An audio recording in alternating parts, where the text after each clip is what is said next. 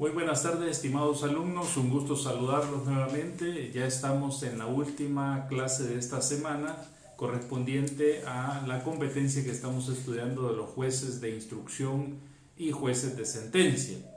He estado revisando las tareas y algunas preguntas que me han enviado y quiero contestarlas en este momento. Me preguntaban si se puede apelar de la resolución del juez de instrucción que deniegue una modificación de una medida cautelar.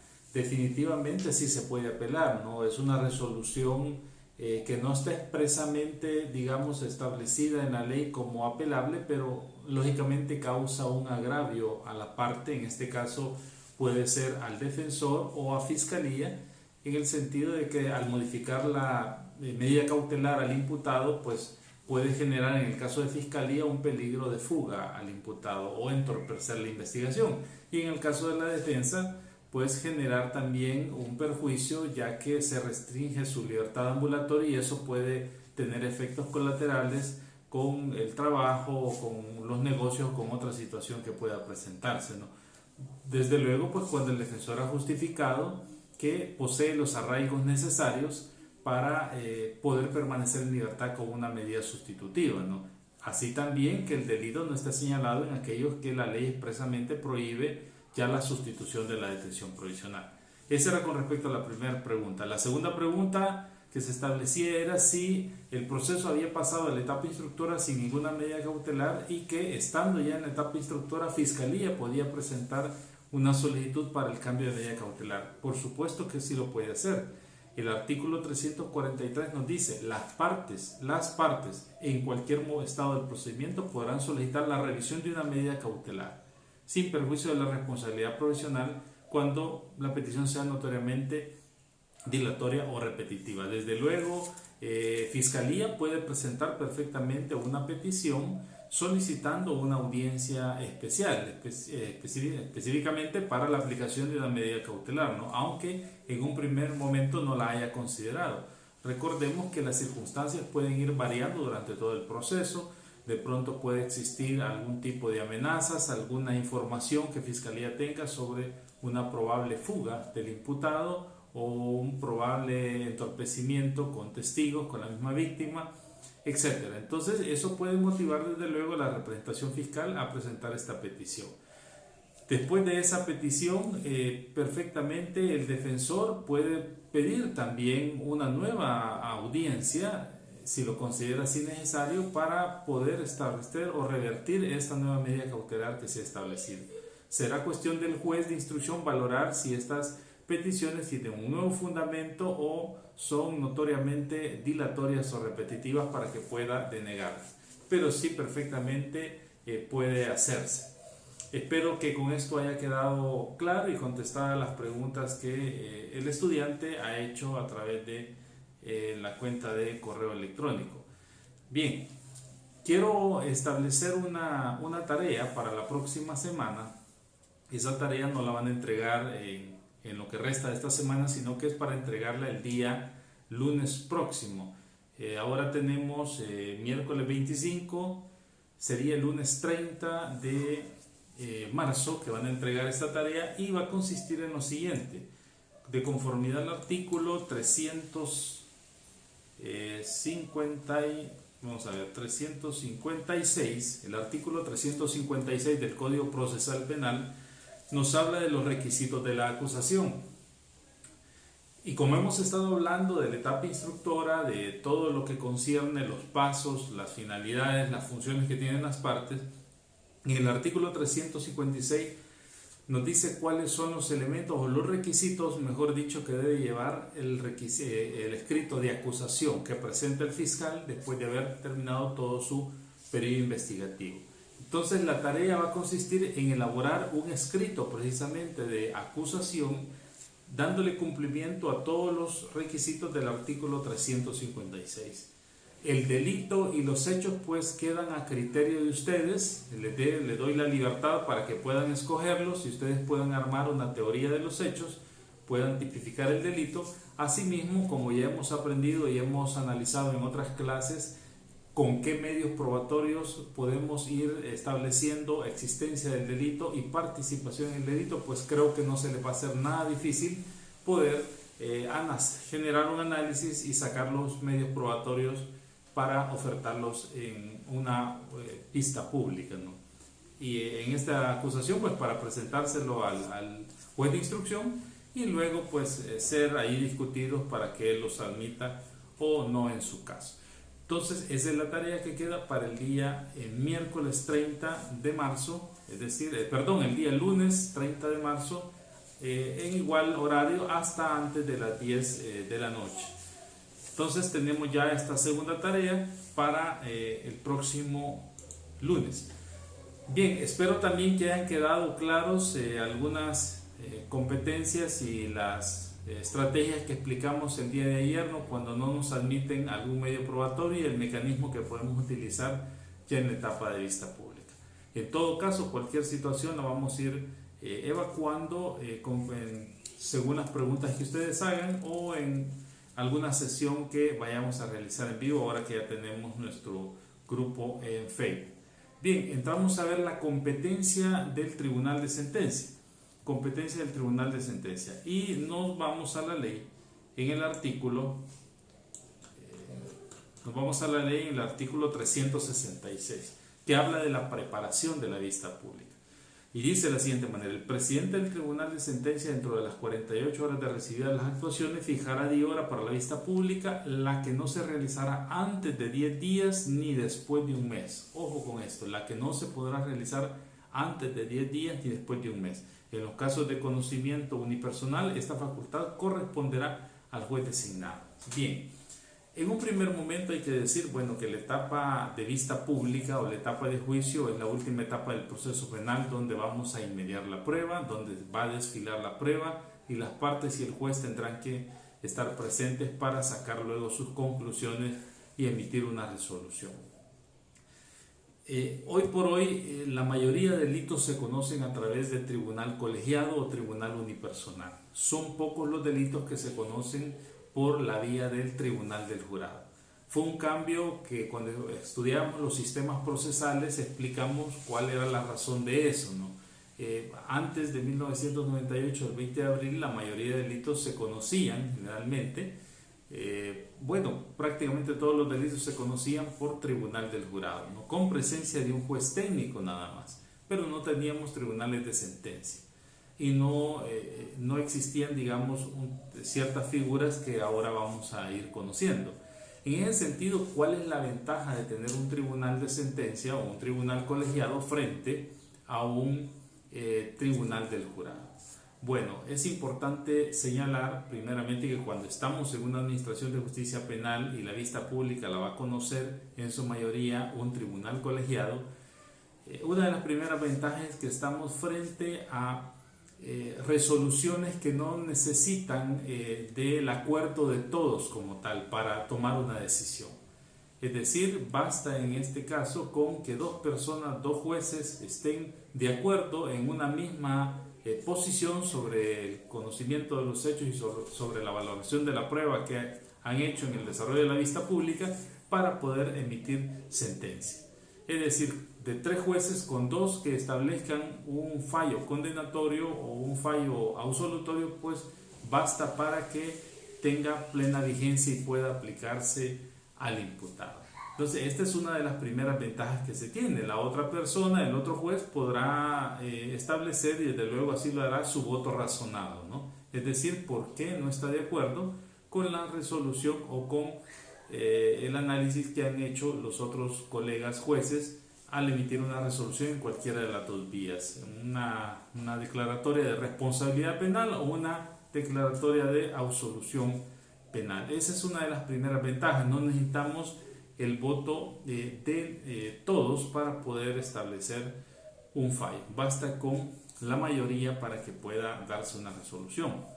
Otra de las ventajas que tenemos cuando hablamos de vistas públicas con tribunal colegiado es que logramos obtener resoluciones más técnicas en el sentido pues que por ser profesionales conocedores en derecho generan un juicio de valor más directo, un juicio de valor más refinado, diríamos, sobre las circunstancias de hecho y de derecho que luego lo llevan a generar una convicción, ¿no? A diferencia del tribunal del jurado, que como en anteriores clases habíamos explicado, genera un veredicto de conciencia.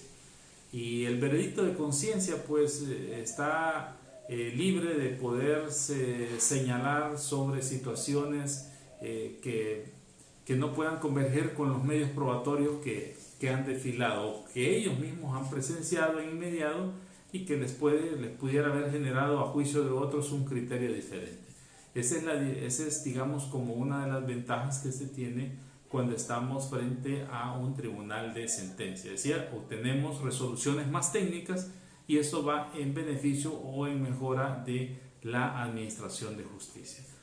Y el tercer beneficio se detalla en que muy difícilmente un tribunal de sentencia va a ser sorprendido, digamos, por las argumentaciones o por los discursos o las oratorias de las partes procesales, ¿no? Lo cual sí puede suceder en una vista pública con tribunal del jurado. Recordemos que cuando hay un tribunal del jurado son los ciudadanos los que van a emitir una resolución y dentro de esos ciudadanos pues a lo mejor no hay ni un abogado y pueden ser ciudadanos con niveles educacionales digamos normales, bachillerato, empresarios, otro tipo de carrera o de profesión que pueden tener y en ese sentido pues eso no les genera digamos una experiencia para poder establecer cuándo un defensor, un fiscal puede estar exagerando, cuando una de estas partes procesales puede estar tratando de insinuar y de tocar digamos sentimientos y alejándose de un análisis meramente técnico y jurídico sobre la ley y los hechos, ¿no?, en controversia. Entonces, esa es otra de las ventajas que se tiene cuando hablamos del tribunal de sentencia, ¿no?, que nuestros jueces y por ende nuestra administración de justicia está cada vez robusteciéndose en la aplicación de la ley. Hay un detalle importante cuando hablamos acá en el artículo 366 y dice: el presidente del tribunal dentro de las 48 horas de recibir las actuaciones fijará día y hora para la celebración de la vista pública, la cual dice no podrá realizarse antes de 10 días ni después de un mes. Ahora, cuando esto es importante explicarlo porque dice que no podrá realizarse antes de 10 días ni después de un mes, antes de 10 días de haber recibido el proceso de un juez de instrucción. Si nos vamos al artículo 168, anoten por favor, si nos vamos al artículo 168 que nos habla de los términos procesales, nos vamos al artículo 168 y nos dice el artículo de la siguiente manera. Dice el artículo 168. En cualquier etapa del proceso, en los términos por día, no se contarán los días sueltos, descanso semanal, ni los días inhábiles. En un primer momento podemos tener la idea de que siguiendo la regla del artículo 168 que habla de los cómputos de los términos en cualquier etapa del procedimiento, tendríamos que descontar los días feriados, los días sueltos, sábados y domingos, días feriados o días vacacionales. Si eso fuese de esa manera, si aplicáramos el artículo 168 para señalar una vista pública, entonces en algún momento no podríamos cumplir con los plazos que establece el 366 cuando dice la audiencia de vista pública no puede señalarse antes de los 10 días de haber recibido, en los 10 días después de haber recibido el proceso de instrucción ni después de un mes. En algunos casos, si aplicamos el 168, no podríamos cumplir eso. Por ejemplo, cuando un proceso se recibe el 23 de diciembre, que en esa fecha se sale de vacaciones anuales la Administración de Justicia. Entonces, dejaríamos pasar todas las vacaciones de fin de año, luego al regresar no precisamente va a ser la primera vista pública que se va a tener, porque ya se tienen otros procesos que van adelantados, y si a eso le descontáramos los fines de semana o algún día de asueto que digamos tocar en ese tiempo, pues el plazo corre el riesgo de alargarse y no cumplirse con que se realice antes de un mes. Entonces, ¿qué regla seguimos? No obstante, el artículo 169 nos dice también, no obstante lo dispuesto en el artículo anterior, los términos establecidos en relación a la libertad del imputado los serán en días continuos, y en tal razón no podrá ser prorrogado si se contarán los días sueltos, descanso semanal y días inhábiles.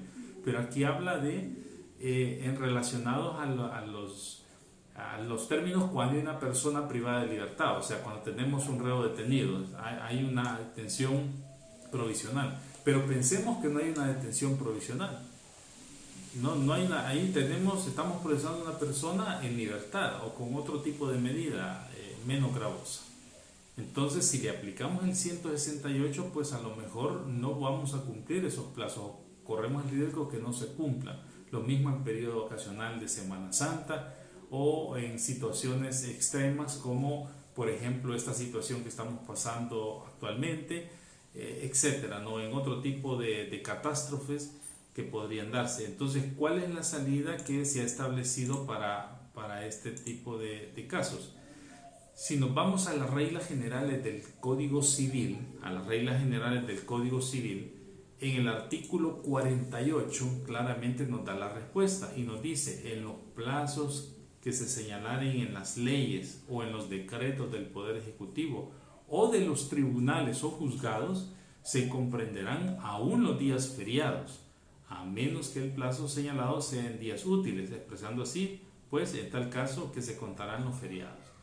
Entonces, recordemos que nuestro derecho civil, conocido como el derecho común, es el primer derecho, pues es el derecho donde se tomaron los primeros parámetros para establecer principios y procesos en diversas áreas del derecho.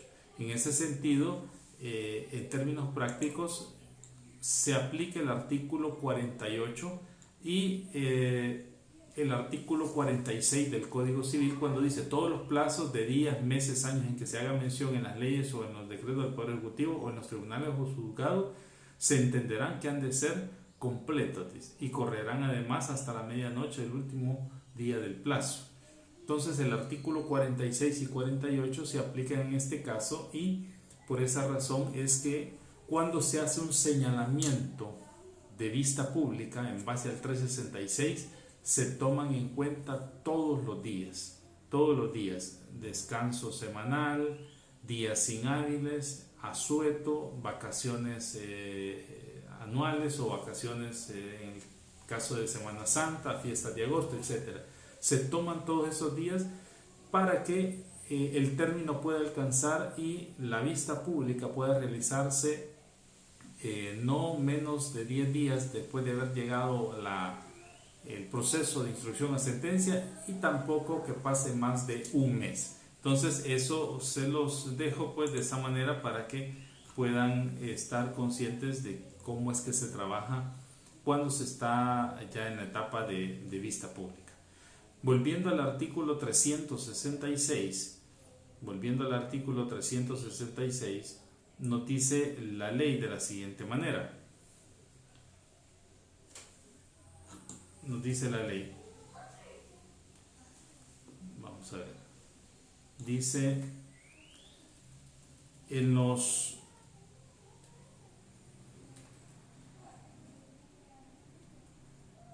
aquí está,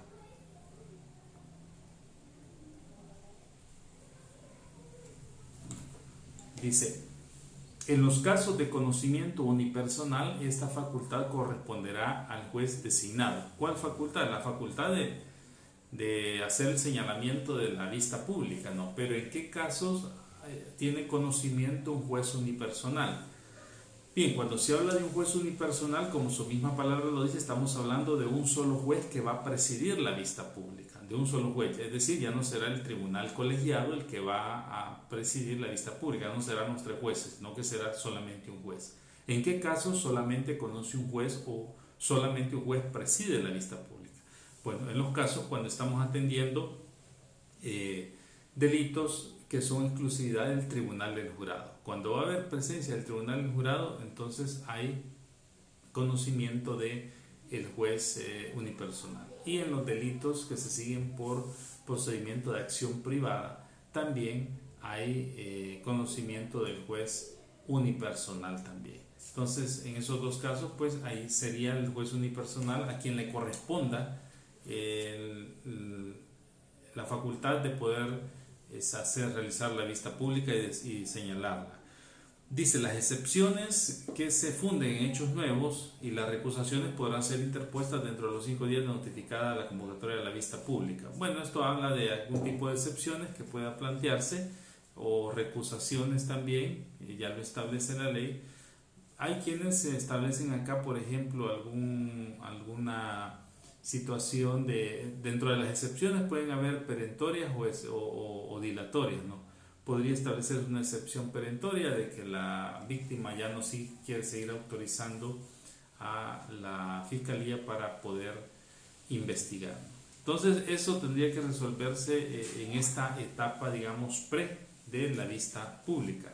Luego viene el inciso tercero, que habla de que cuando alguna de las partes considere que la prueba que ofreció le fue indebidamente rechazada. Esto lo expliqué en la última clase, ¿no? Y hablábamos, haciendo un recordatorio, que cuando estamos allá en la audiencia preliminar, después de fundamentar nuestros medios probatorios, el juez nos deniega la admisión de nuestros medios probatorios o nos admite parcialmente nuestra prueba. Y si nosotros en ese momento interponemos un recurso de revocatoria, lo hacemos constar en acta, cuando el proceso llegue a la etapa de vista pública, en esta fase preparatoria, perfectamente en base al 366, inciso tercero, podríamos solicitar una segunda audiencia o un segundo examen para que el tribunal de sentencia pueda verificarlo. Definitivamente es un mecanismo, pero hay que haber interpuesto el recurso de revocatoria. Eso es muy importante, porque de pronto se nos puede pasar por alto no hacerlo en ese momento, ¿no? Y cuando venimos y se nos pasa también el término de hacerlo por escrito, y cuando queremos solicitar la audiencia no cumplimos con los requisitos procesales para que nos puedan autorizar. Luego dice, el secretario del tribunal o quien disponga administrativamente la Corte Suprema de Justicia notificará de inmediato a las partes que cite a los testigos y peritos, solicitará los objetos y documentos y dispondrá cualquier medida necesaria para la organización y desarrollo de la vista pública. Bien, cuando el proceso llega, es un momento en esta etapa de verificar, primeramente de revisar el expediente, que todos los medios probatorios que las partes en la audiencia preliminar establecieron consten necesariamente en el expediente. Por ejemplo, si yo aporté o me admitió 2 peritajes, pues esos peritajes tienen que existir en el legajo de documentos. Si oferté testigos, deben de decir claramente dónde puedo citar, dónde los puedo ubicar, para que el tribunal pues haga las comunicaciones de ley con suficiente tiempo y la vista pública no pueda frustrarse por eso. Luego hay que establecer, hay que verificar también de que toda la documentación, si se estableció que había que requerir a otro juzgado, pues eso esté completamente en el expediente. Todo este análisis, lógicamente, lo hace el secretario o lo hace un colaborador designado por él, ya como un trabajo meramente administrativo dentro del tribunal de sentencia, ¿no? Esta sería como la primera parte a lo que se enfrenta el expediente cuando entra a un juzgado o a un tribunal de sentencia. Luego la ley nos habla sobre la inmediación, que ya hemos conocido este elemento del principio de la verdad, y dice: la vista pública se realizará con la presencia ininterrumpida de los jueces y de las partes. Es decir, ya la inmediación ya todos la conocemos, sabemos que es el momento procesal donde las partes y el juez están en la producción de la prueba, están presentes al momento de producirla y por tanto les nace el derecho a poder opinar, a poder contradecirla, a poder debatir sobre eso, discutir sobre los elementos que puedan tratar de ser incorporados en ese momento, hacer los análisis respectivos. Eso es inmediar la prueba. Y la ley es clara cuando dice: se realizará con la presencia ininterrumpida de los jueces. Por eso explicábamos allá en aquellas formas sutiles de violación al debido proceso, cuando esta presencia se rompe, ¿no? Se rompe por cualquier circunstancia, que se pueda levantar un juzgador porque sonó el teléfono, porque tuvo que hacer algo y deja de percibir la prueba. Esto es una situación muy delicada porque hay una violación o esto va a generar una indefensión a futuro cuando se esté tomando una decisión ya final y emitir una resolución sobre el caso, ¿no? Porque no habrá criterio para analizar la prueba que no se pudo inmediar. Luego dice, el imputado no podrá alejarse de la audiencia sin permiso del tribunal. Si después de su declaración rehúsa permanecer, será custodiado en una sala próxima y para todos los efectos podrá ser representado por su defensor. Vean qué interesante, porque este es un mecanismo de defensa que todo imputado tiene. Si bien es cierto, están en el momento procesal donde se va a juzgar, donde se va a discutir sobre la acusación que la Fiscalía le hace, pero la ley considera como parte de su derecho natural, derecho material, concederle el derecho a que él pueda retirarse de la audiencia, ¿no? Y ser custodiado, por supuesto, en un lugar aparte, no siempre dentro de las mismas instalaciones del tribunal. Pero esta estrategia muchas veces es utilizada por los defensores cuando hay cierta duda sobre los testigos respecto a las características del imputado, o hay cierta duda en el testimonio de la víctima respecto a las características del imputado. Entonces, como estrategia de defensa, después de establecer si va a declarar o no, pues perfectamente se puede retirar al imputado y solo el defensor quedará o los defensores quedarán en la audiencia junto con las otras partes para seguir con su desarrollo. Si el defensor, luego la ley nos da unas salvedades ahí sobre la incomparecencia de alguno. Si el defensor no comparece en la audiencia, dice, o se aleja de ella, se considerará abandonada la defensa y corresponderá su reemplazo. No es solo que no llegue, sino que se pueda alejar también. Es algo importante, pues, porque esto sería como una desmejora, como un patrocinio, digamos, llamémosle, si usted quiere, infiel al imputado, alejarse, digamos, del juicio cuando ha sido convocado y citado para esa diligencia judicial.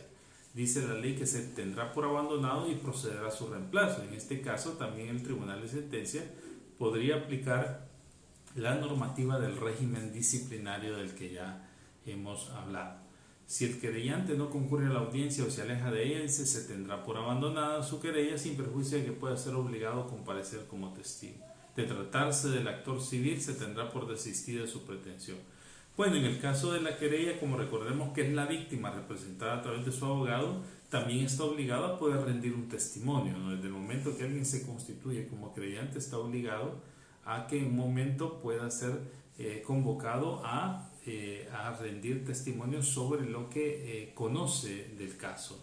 Y luego también el actor civil, ¿no? Que lógicamente si alguien quien tiene las pretensiones de reclamar una responsabilidad civil no llega, pues tácitamente está expresando un desinterés sobre la continuación o sobre que el tribunal se pronuncie sobre esa situación. Desde luego, pues si no hay un justo motivo que él pueda demostrar por la razón por la cual no compareció a la audiencia. Luego tenemos la publicidad también, esta parte del artículo 366 al 377, 78, nos habla básicamente de líneas generales sobre el desarrollo de la vista pública. Líneas generales o principios generales. Por ejemplo, nos habla de la publicidad, este principio básico de nuestro proceso penal. Cuando habla, la audiencia será pública, pero el tribunal podrá, mediante resolución fundada, decretar de oficio o a solicitud de parte que sea privada, parcial o totalmente, cuando así le exijan razones de moral pública, interés en la intimidad de la seguridad nacional o el orden público. Sobre esto, pues, en una oportunidad también habíamos establecido un tipo de ejemplos en qué casos se puede decretar una reserva parcial o total del desarrollo de la vista pública. De acuerdo a nuestra sociedad y al tipo de delitos, de criminalidad y a la forma en la que se cometen los delitos, pues gran cantidad de vistas públicas en la actualidad tienen reserva, ¿no? Ya sea total o parcial, ¿no? Porque porque estamos hablando, por ejemplo, de delitos relativos a las drogas, delitos que tienen que ver en alguna medida con libertad sexual de las personas, y eso pues tiene una incidencia en la intimidad de las mismas, delitos respecto al orden público también, o de seguridad nacional o de moral pública, ¿no? El juez podrá considerar cuando alguna de estas causales concurra y poder otorgar una reserva total en eso o una reserva parcial. Esto definitivamente no vulnera ninguna garantía constitucional, ni mucho menos vulnera el principio de publicidad, ¿no? Porque ya nuestra ley ya lo justificó y consideró necesario estas circunstancias. Bien, nos vamos a quedar hasta acá. Esta es la última clase de esta semana. Vamos a continuar la próxima desarrollando aspectos importantes sobre la competencia del juez de sentencia, y no olviden la tarea que se ha dejado en esta clase. Hay que entregarla el próximo lunes hasta antes de las 10 de la noche. Oportunamente voy a estar dando otros anuncios a través de nuestro grupo de Facebook para seguir avanzando con el desarrollo de las clases. También la recomendación, pues, que siempre acatemos las órdenes de las autoridades, tengamos cuidado en este momento que estamos viviendo y siempre tratemos de aprovechar el tiempo con las clases, con el estudio, con el ejercicio y con una buena alimentación, por supuesto un buen ánimo también. Muchas gracias a todos y que pasen feliz fin de semana.